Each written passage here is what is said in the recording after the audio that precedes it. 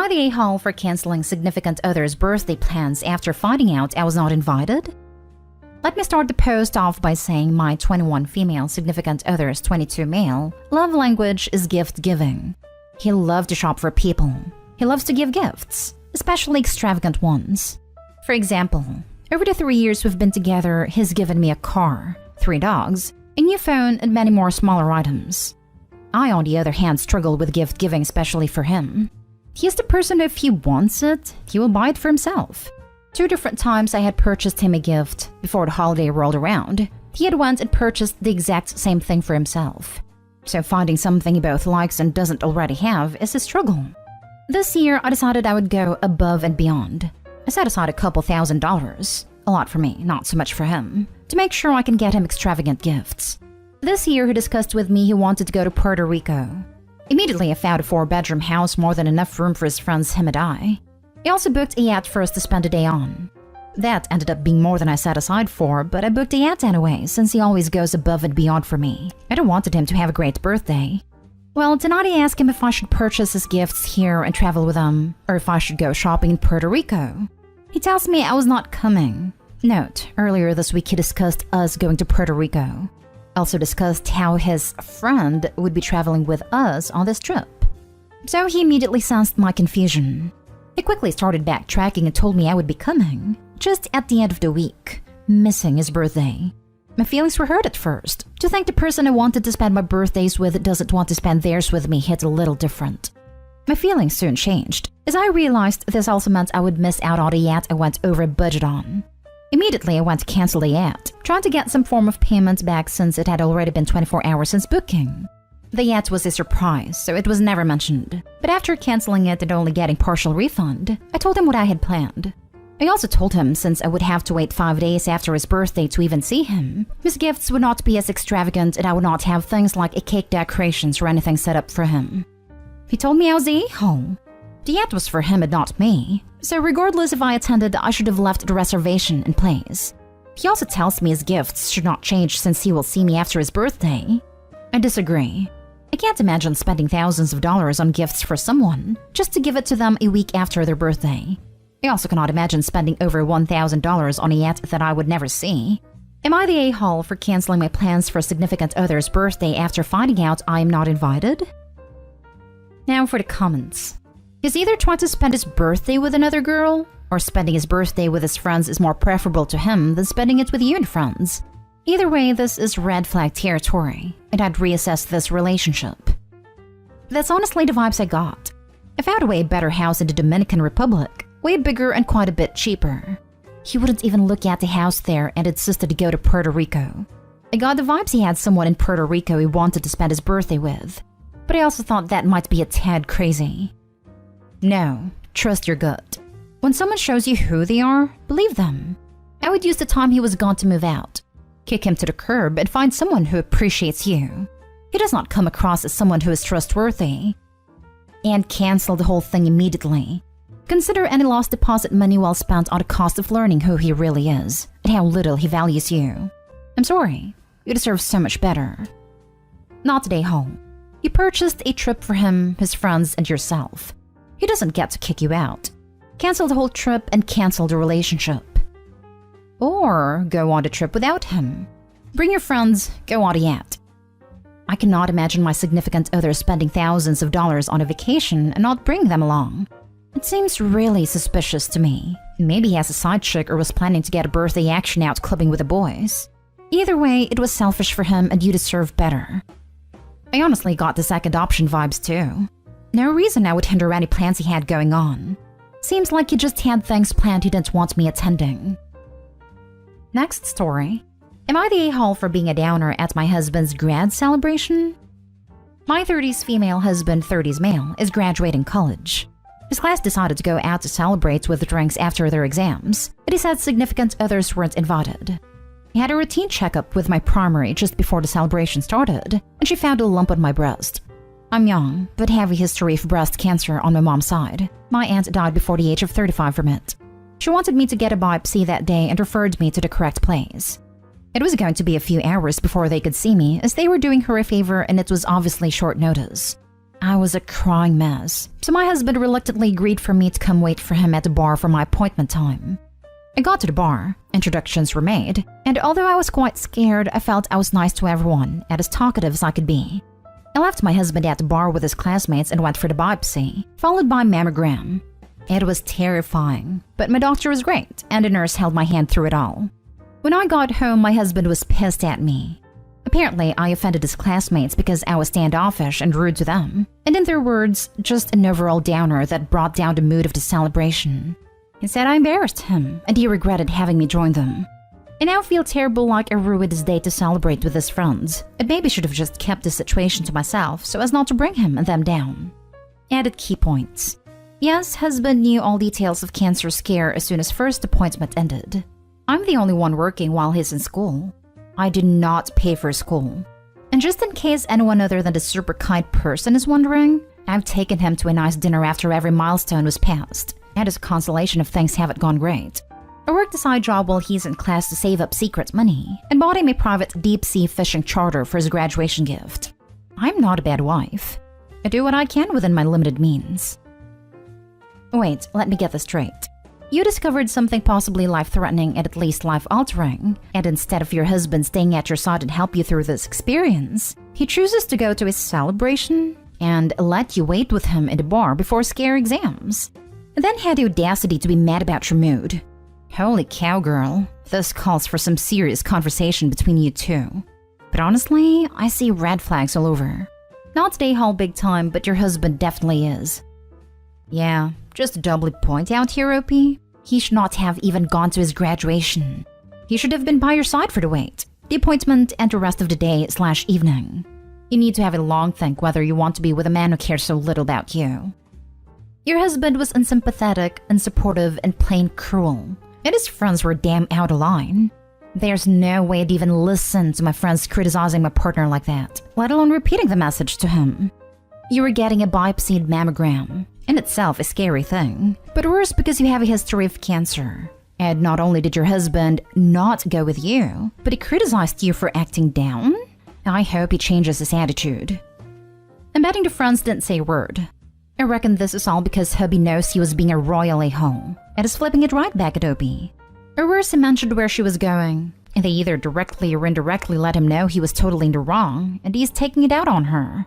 I really doubt they said anything about her at all. Did your husband know that your doctor found a lump? What the ever-loving hell? He is mad at you for being a downer rather than supporting you? Whoa. That is messed up. I hope your tests come back with good news and your husband grows a heart. He did know, yes. I called as soon as the first appointment ended because I was kind of a mess. I panicked. Next story is titled, Am I the a-hole for telling my brother and his wife that I will be suing them for selling the nursery I gave them? I, female 36, lost my 3-year-old son from a chronic condition that he was born with. I struggled a lot with his illness and received a lot of support from my family when my ex-husband was too busy with work than care for his son. When my brother and his wife found out they were expecting, they suffered from a miscarriage after a miscarriage, and because of their financial situation, I decided to lend them my son's nursery to use for their baby, under the condition they give it back when they no longer need it. It's an expensive nursery, and the process of shipping, I live in another country, took me time and money, and of course not to mention its sentimental value. They were so grateful for my help, and appreciated it a lot, but my sister-in-law unfortunately lost her baby at 5 months into pregnancy, and I heard from my mother since my brother and sister-in-law went low contact with everyone to be able to grieve. I waited a few months before asking for the nursery back since they no longer need it. I called and asked my brother to send it back despite how cruel I sounded, but I just had to get it back. But I was shocked after my brother said they sold it. All of it. Every single piece. I asked why, and he said his wife was depressed and he needed money to take her on a vacation a month ago. I lost my temper and started screaming at him on the phone, reminding him that this belonged to my son, and only for them to borrow, not sell. He apologized and asked me to be understanding of his wife's position as a grieving mother myself. I said no. They should have considered how selling my son's nursery would affect me as a grieving mother. And he replied that he didn't think I was being fair to scream at him for wanting to help his wife through these hard times. I told him that is not my problem, and that I will be suing them both over the nursery and for every penny made out of selling it. He called me nuts and hung up, then called my parents. They tried to get involved after I threatened to sue and called me callous and unhinged for threatening my brother and sister-in-law with court and told me to let it go. That I don't need the nursery. It is not worth causing permanent damage in my relationship with my brother over a few pieces of furniture. My ex-husband blamed me, saying it was my fault for giving the nursery to my brother, but I just wanted to help. He keeps pushing for the idea to sue, but my parents are telling me not to. Am I the a-hole for wanting to sue them for the nursery that cost us nearly over $4,000? Just to explain something, my ex-husband gets a say because he paid for the nursery as well, but he keeps pushing for me to sue and told me he'll do it if I choose to back down. He keeps saying it's my fault for letting my brother have the nursery in the first place, and is very upset with me about it. It was so unbelievably cruel and selfish for them to sell mementos of your son for a vacation. You lending them the nursery for free represents how highly you regarded them, and how you very kindly hoped that they would honor your son's memory by bringing up their own child with this nursery. And they in turn said, your love of your deceased son means nothing to us. It is only worth as much as we can get breaking the set down and selling it. Sue their pants off. Go with your parents' pressure and pretend to be ready to move on if they apologize for selling items they were supposed to return to you, out of emotional desperation if you have to. Anything to get them to admit in writing/text that it was a loan, not a gift. Then absolutely rinse them in court. This. Sue them for every penny, and then the legal fees. For a vacation? I cannot even believe this. We all have awful, traumatic events. What we don't all do is sell sentimental items that weren't ours that we promised to return because we needed a vacation. I'm so angry and disgusted with them both on your behalf. Edit to add. I'm trying to imagine the effing discussion that took place at the level of pure audacity, selfishness, and dismissiveness, and after Opie did these guys a huge favor too. Sweetie, I need to get away. I'm so depressed. But we have no money. Oh, but we have her nursery. But didn't Opie ask us to return it? And it's quite expensive. She probably forgot about it. Also, I need this. She might be mad, but I'm sure she'll let it go. Let's sell it. Go on vacation and worry about it later. Consequences happen. Cue shocked Pikachu faces. I need to get off this thread. My blood is boiling. The words I'd like to use to describe those two are words that would get me banned. Get a lawyer and get the ball rolling. Now. This needs consequences. It was not theirs to sell.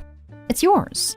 I understand her grieving, but that was probably a reminder of your son you wanted to hold on to. I'm sorry you had to go through all this, but you should definitely sue. They clearly don't respect you. Exactly how I explained it to my parents, but they suggested I stop bringing it up now, and that they'll pay me money every month till I get the full cost. But I feel like by doing this, they're enabling my brother's behavior and making excuses for him.